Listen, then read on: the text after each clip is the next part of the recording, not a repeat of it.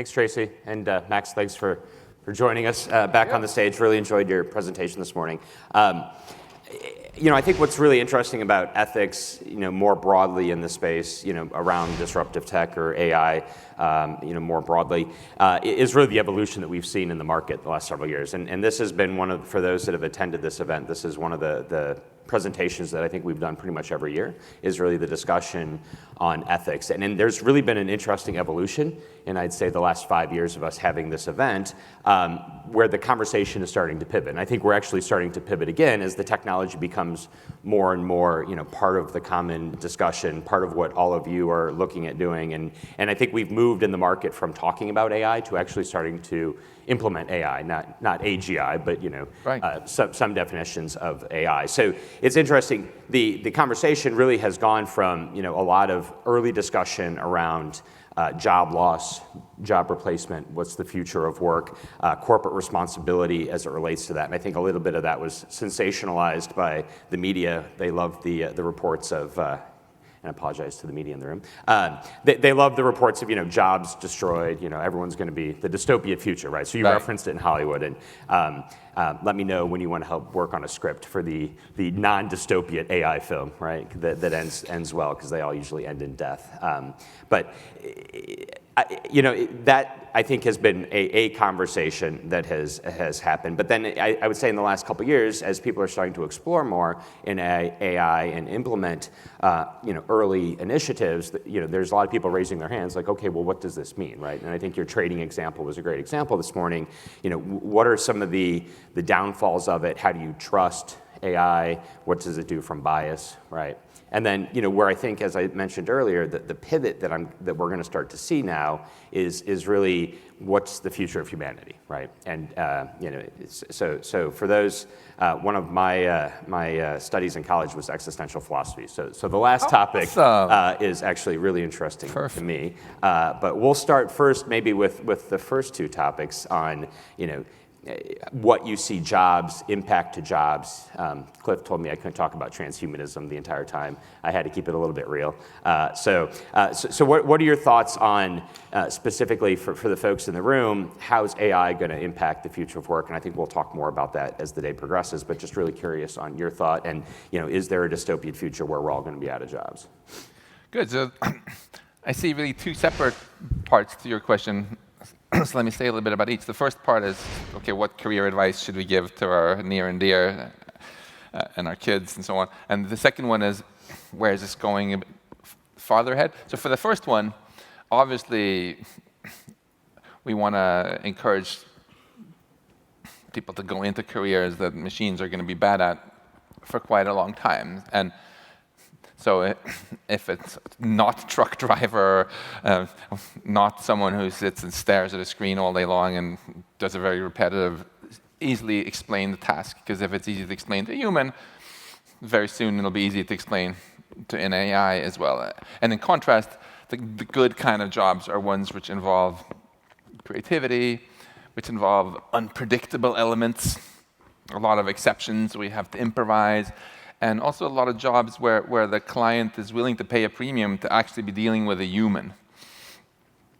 There's so many jobs in the service sector, like that. I think it's also important in terms of career, seeing how they get affected, not oversimplify and think, oh, these careers are going to be destroyed and these are going to be fine. It's more like within most careers, there are aspects that are going to get automated and aspects that aren't. So, like if you have a daughter who really wants to be a doctor, encourage her to not become the radiologist who's going to spend all day long staring at CAT scan images and determining whether this is cancer or not, and then get replaced by a deep learning system in 2 years. But encourage her to instead be the doctor who knows enough about AI diagnosis that she uses these AI diagnoses and discusses a treatment plan with a patient, right? Doesn't mean she shouldn't be a doctor.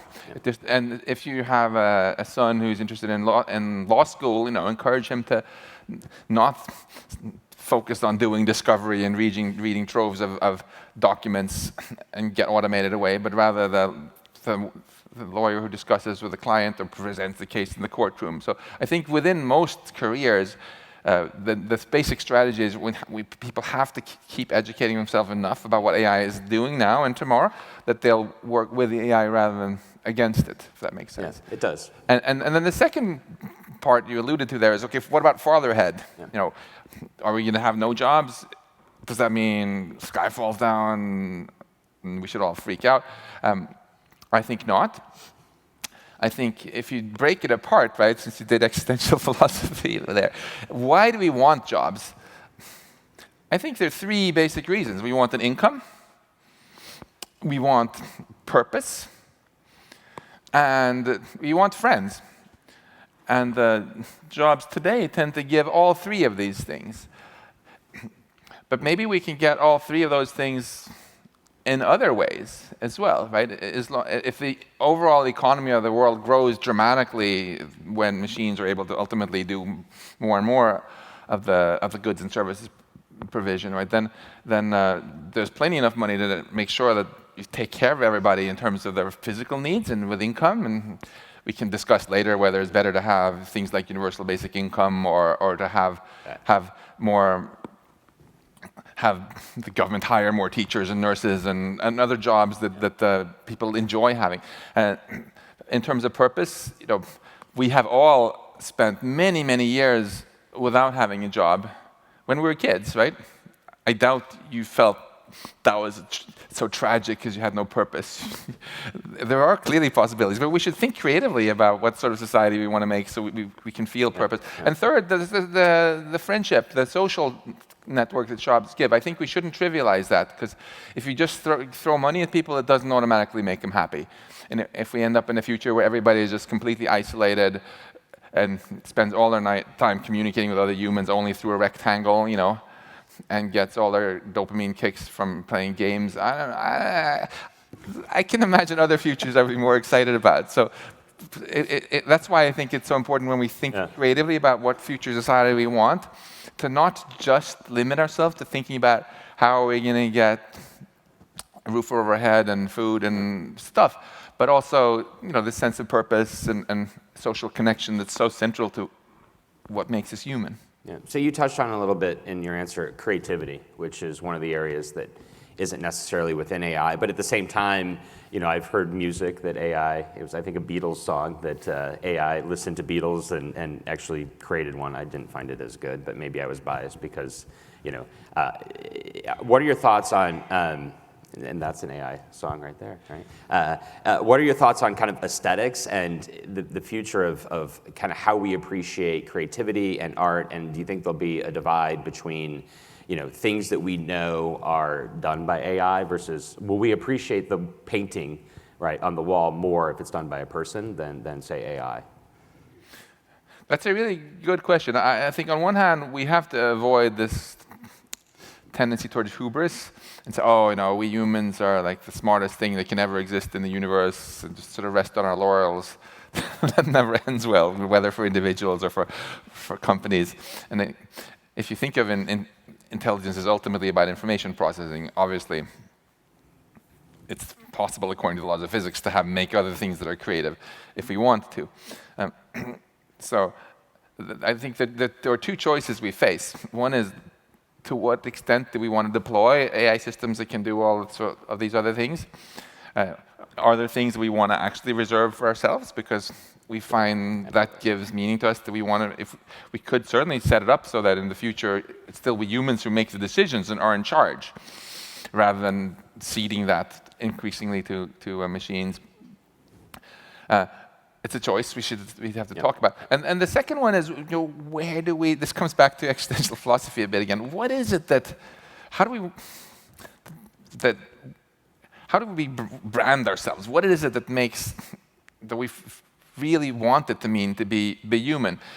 Our branding so far is to call ourselves Homo sapiens, the thinking man. So we've sort of taken our thinking, our intelligence, and sort of equated that with our worth. So we're so cool because we're like smarter than ants and dogs and so on.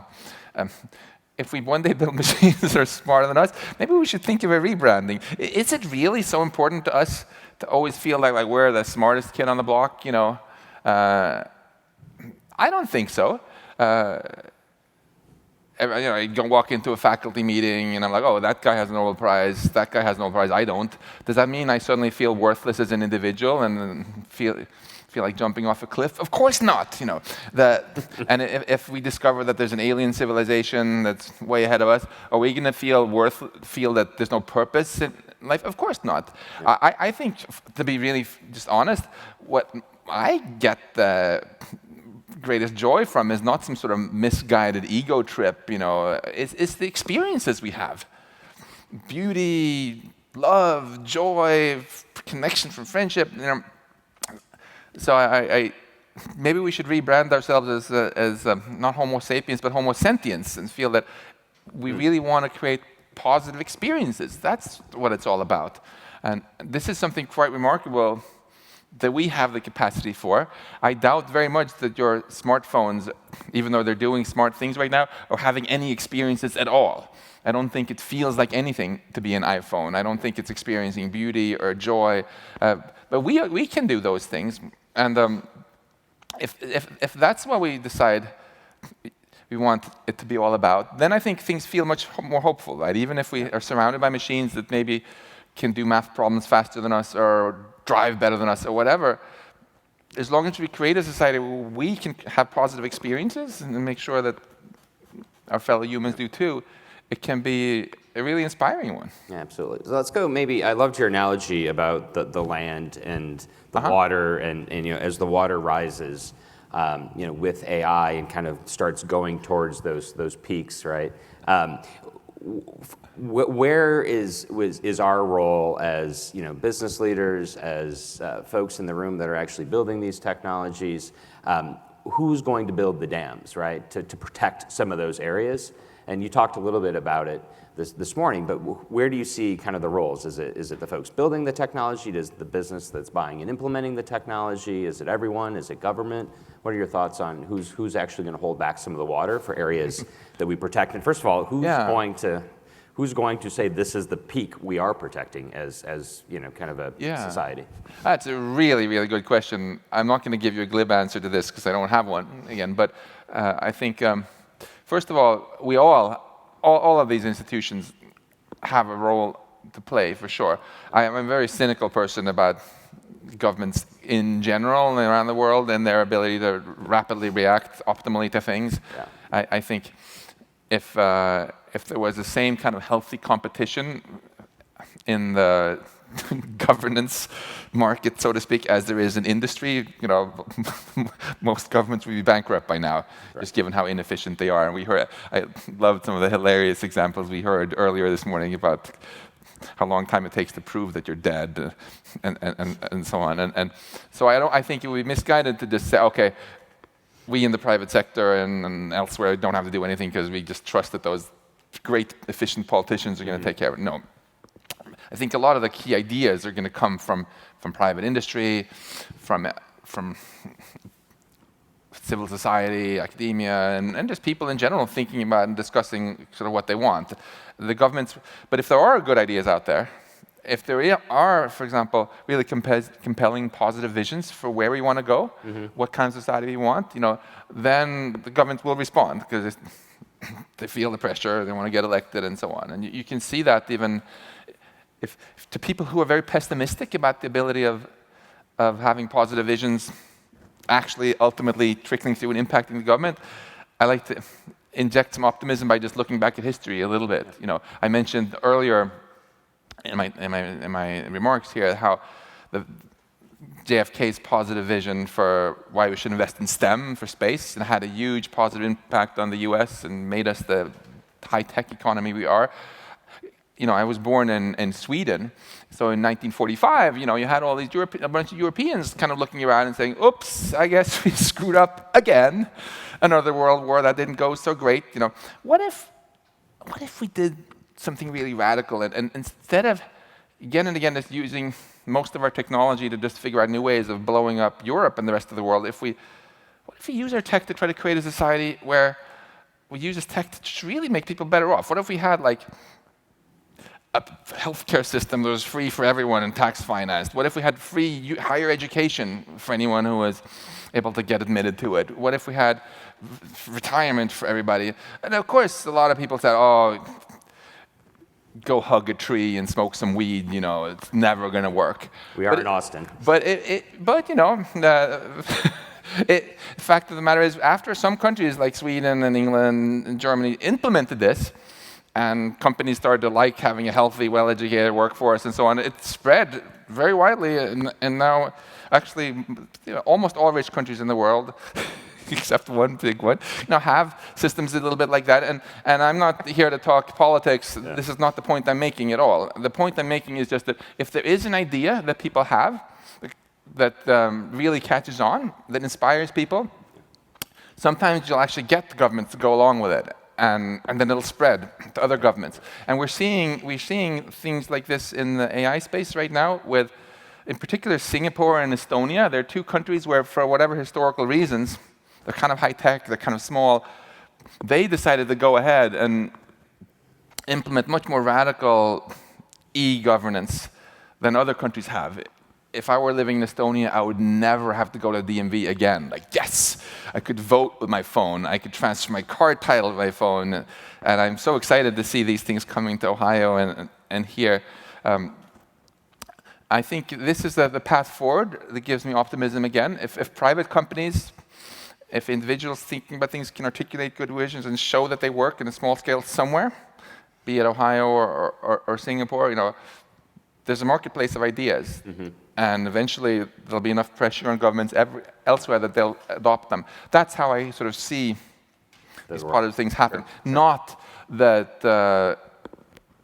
Putin and Xi Jinping and Donald Trump are going to get together in a room and just themselves come up with a plan. Talk about AI, exactly. Yeah.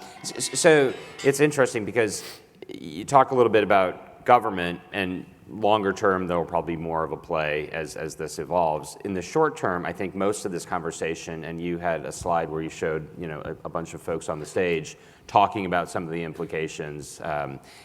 Right now, it seems to be very self-policed, so to speak, right? So the folks that are building, deploying, thinking about the technology, folks like yourselves, are the ones kind of driving the conversation. Specifically with your role in academia, how are you having this conversation with your students and people you're working with at MIT? Because that is, those are the folks that are going to be in this room deploying those technologies in the next several years. Is it part of the dialogue? Do they see it? You're seeing kind of the movement at Google and other companies where you're starting to see the developers are having the conversations around, well, I don't want to use the technology to do those things. Right? Yeah. They are having a moral compass. Are you seeing that with your students, or is that something you're imparting in them?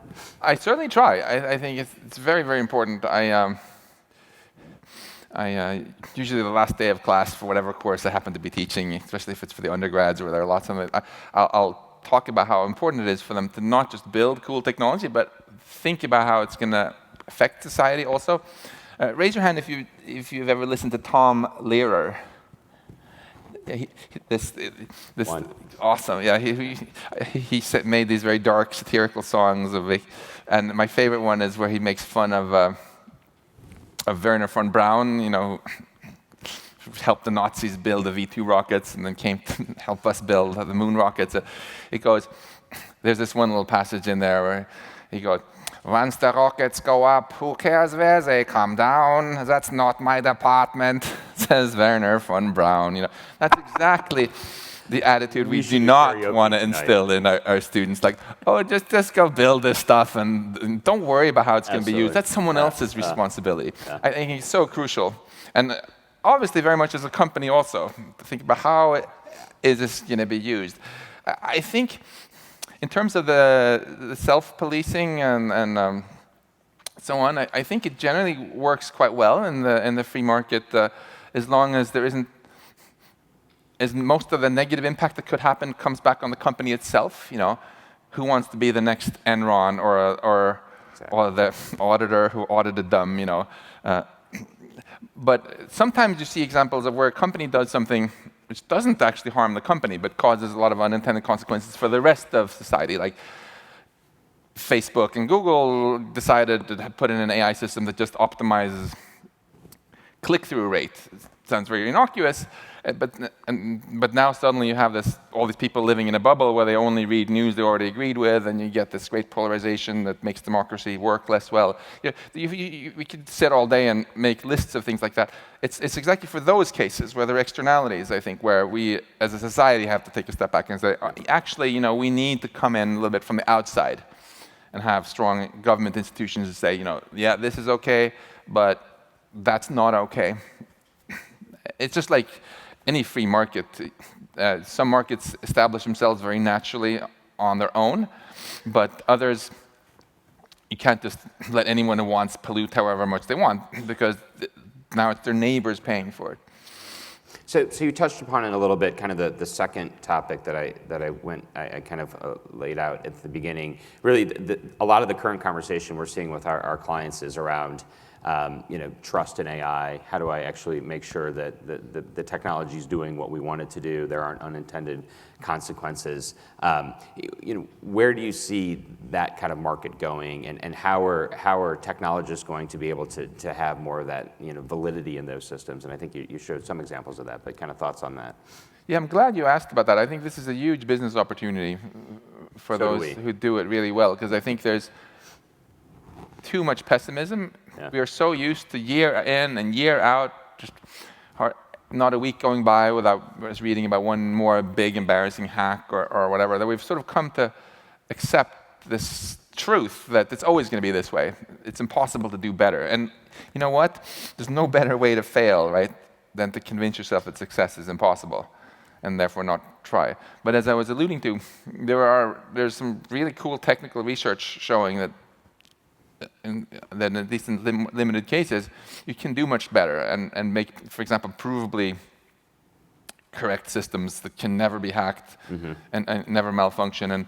And whoever starts to actually commercialize these sort of technologies first, I think I would be excited if KPMG does this, for example, for some applications, has a huge market opportunity, I think, because I feel that there's a big appetite for this. But it's important that it's done right so that the customers realize that this is actually working. Because, of course, you know as well as anyone how much hype there is, where people want to call anything AI. Yes. Oh, look, we have AI in our system. And I'm a hype monger. You saw Verizon even got very badly burned in meme space when they put a 5G sticker on their phone. Like a year ago, which was not 5G at all. And so it has to be, but it really is becoming possible. And I think the science is there, the market is there. It just takes a company to really go after that market and build it, and we're all going to be so much better off for it. Yep. So I guess one of the other topics we hear a lot about now. And can I just actually chime in one more thing? I think this is probably all private sector audience here, but if there's anyone here from the government, it would be incredibly valuable to have much more government funding for AI safety research in general, to just make stuff more robust. It was for a private company, it's a tough business proposition to invest in something which will only be very valuable in 10 or 20 years. It's great that the US government invested in stuff that gave us a transistor and the integrated circuit that helped everybody, right? And in particular, safety solutions.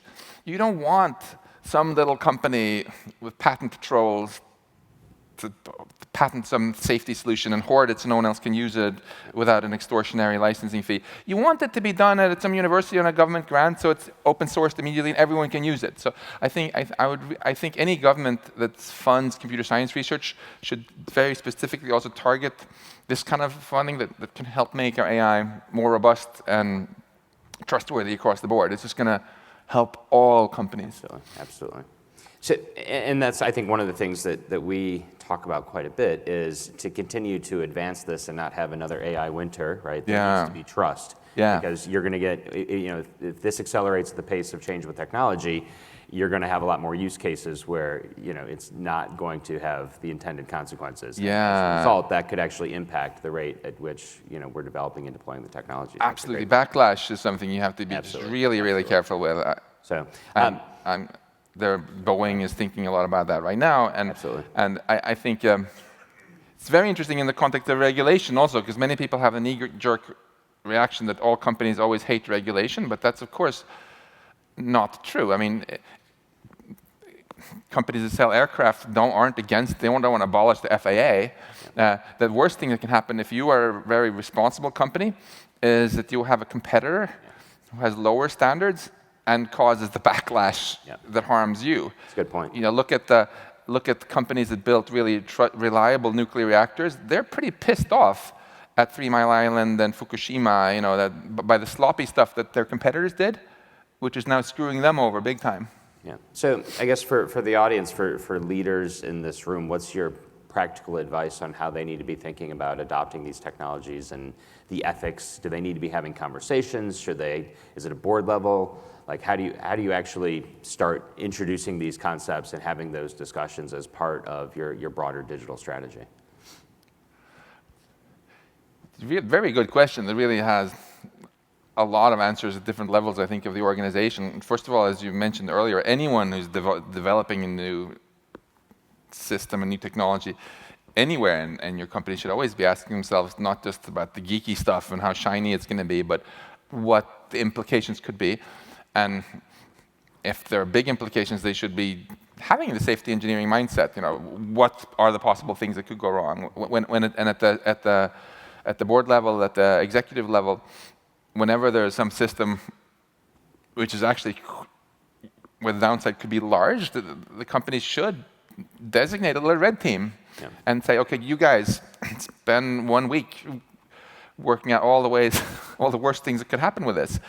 And then have that team continually follow up with those who are actually developing it to make sure all those things get fixed. That's, again, it's not scaremongering. That's the way you avoid the problems. And in terms of the ethics more broadly, I mean, what is ethics really? I think as a society, as we've developed ever more powerful tech, we've kept developing all sorts of steering mechanisms to make sure we use it for good things. You know, people sometimes ask me, Max, are you for AI or against AI? And I'll usually respond by asking them about fire. Like, are you for it or are you against it? Like, of course you're for fire, keeping your home warm in the winter in Massachusetts, and against it for arson. So because of that, you know, we have some hard law. We have, if you set your neighbor's house on fire, you'll get a few years to think it over somewhere in a nice confined space. But we also have a lot of soft law and just stigma in our culture, which isn't going to put you in jail if you cut in line. That should be illegal. Many times, you know, after a while, people are going to start giving you a hard time. And if you get a reputation of being someone who lies a lot, you're going to pay the price that people just stop believing you and maybe don't want to do business with you. And we're very good as a species at having this kind of soft law or ethical principles where we punish each other socially for inappropriate behavior. And this is how I would like to think about ethics in a company. You want to have a corporate culture where you're not just stigmatized for cutting in line or incorrectly reporting your hours or whatever, but also for doing other things which are more high-tech related. So that's just a corporate culture that, you know, we're in this to make the world better, to make our community better, and of course to help our company thrive also financially. And that culture is so strong that even if someone hasn't formally broken some rules, they keep getting enough nudges from their colleagues that they stay really committed to this, and we're all better off for it. Great. And we are out of time, so that's a great point to wrap up on. Max, I want to thank you again for joining us. This has been a great conversation. Thank you. Thank you so much. It's really fun.